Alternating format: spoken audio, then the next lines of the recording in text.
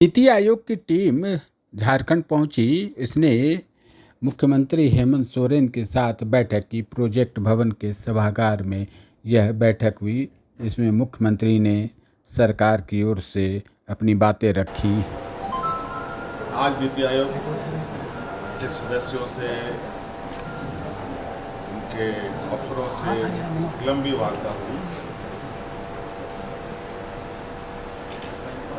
राज्य के लगभग सभी विभागों के संदर्भ में हम लोगों ने चर्चाएं की।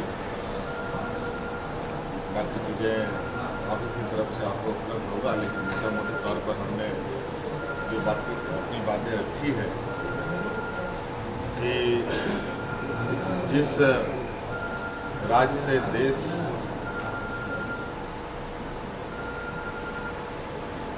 चलता है, जिस राज्य से भारत सरकार को सबसे अधिक आमदनी होती है,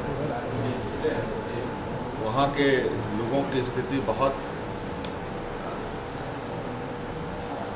अच्छी नहीं है। इसके लिए कहीं ना कहीं संसाधनों की आवश्यकता है और संसाधन जुटाने को लेकर के सारी शक्तियाँ लगभग केंद्र सरकार के पास। हमने जो अधिकार है वो कैसे मिलेगा नहीं मिलेगा अब तो केंद्र सरकार ही तय करता है, लेकिन फिर भी हम अपने हक की बात जरूर उनके समक्ष रखें।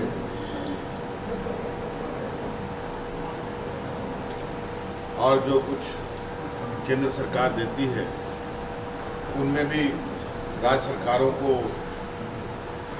विश्वास में ना लेकर के कार्य होता है तो इसका क्या बुरा परिणाम होता है। जैसे कोयला कंपनी के द्वारा हमारा लाखों करोड़ों रुपए का बकाया वो हमें नहीं मिलता है। केंद्र सरकार, देश के प्रधानमंत्री जी बोलते हैं सभी को हम आवाज़ देंगे, लेकिन अभी भी हमारे 8.5 लाख लोगों का जिनका सर्वे करके रिपोर्ट दिया हुआ है वो भी आवंटन नहीं हो रहा। उसके हिस्से का जो हमें वित्त सहायता चाहिए वो नहीं प्राप्त हो रहा है, जिससे हम राज्य के गरीबों का आवास आवंटन नहीं कर पा रहे, आवास उपलब्ध नहीं करा पा रहे। इसके अलावा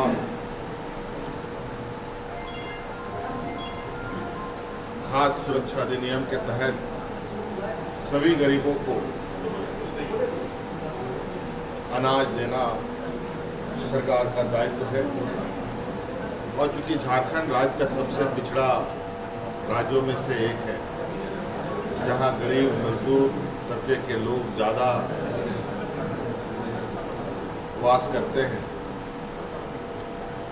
राज्य सरकार ने अतिरिक्त 20 लाख राशन कार्ड, हरा राशन कार्ड बनाकर जो बचे हुए गरीब हैं उनको अनाज देने का जो योजना बनाया है, और उस योजना के तहत जो FCI से हम अनाज लेना चाहते हैं, लेकिन FCI राज्य सरकारों को अनाज नहीं दे रही, हमें भी नहीं मिल रहा है। अब नतीजा हो रहा है कि हमको खुले बाजार में महंगे दारों पर अनाज खरीद कर गरीबों को देना पड़ रहा है। हमारे साथ भी ये घटना घटी है और हमें जानकारी मिली है कई और राज्यों में भी FCI अनाज नहीं दे रही। ये काफ़ी चिंता का विषय है। उसके साथ साथ जिस तरीके से केंद्र सरकार जिलों में अस्पताल खोलने का निर्णय लेती है और अस्पताल आधो अधूरे बनकर प्रधानमंत्री से उद्घाटन करा लिया जाता है, उस समय तो कोई सवाल नहीं उठता, लेकिन उद्घाटन के उपरांत सुदूरवर्ती क्षेत्र में जब मेडिकल कॉलेज की परिकल्पना की जाती है या खोली जाती है, जितना आसान बिल्डिंग बनाना है, ठेका टेंडर देना आसान है, लेकिन उसका संचालन उतना ही कठिन होता है। इसीलिए हमने आग्रह किया है कि केंद्र सरकार राज्य में स्वास्थ्य सुविधा मजबूत हो। इसके लिए इस तरीके की योजनाओं को चयन करने के लिए सबसे पहले या राज्य सरकार को इसकी स्वायत्तता दी जाए कि ये अस्पताल कहाँ खुले, कहाँ चलेगा। नहीं तो इन ग्रामीण क्षेत्रों में कोई भी फैकल्टीज जाने को तैयार नहीं है। उदाहरण के तौर पर आपने खुद ही देखा है, 10 साल से अधिक हो चले हैं राज्य को एम्स जैसा मेडिकल कॉलेज स्वीकृत हुआ है और आज वो एम्स ओपीडी से ऊपर आगे नहीं चल पाया। तो कमोवेश यही स्थिति इन मेडिकल कॉलेजों की भी होगी।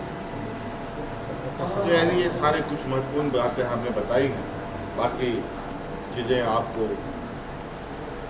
पीआरडी से या विधिवत रूप से उपलब्ध हो जाए। सर नकवी साहब, बहुत सारी चीज़ें हैं, गंगा रिवर बेसिन से संबंधित बातें भी है, फॉरेस्ट राइट एक्ट को भी लेकर बात है,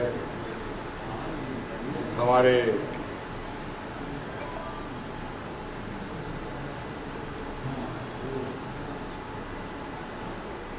जो महिला कल्याण से संबंधित बातें हैं, कई सारी बातें हैं। अब तो राज्य सरकार अपनी पूरी बातें आज नीति आयोग के समक्ष रखी है और लिखित रूप से भी नीति आयोग के समक्ष उपलब्ध कराएगी।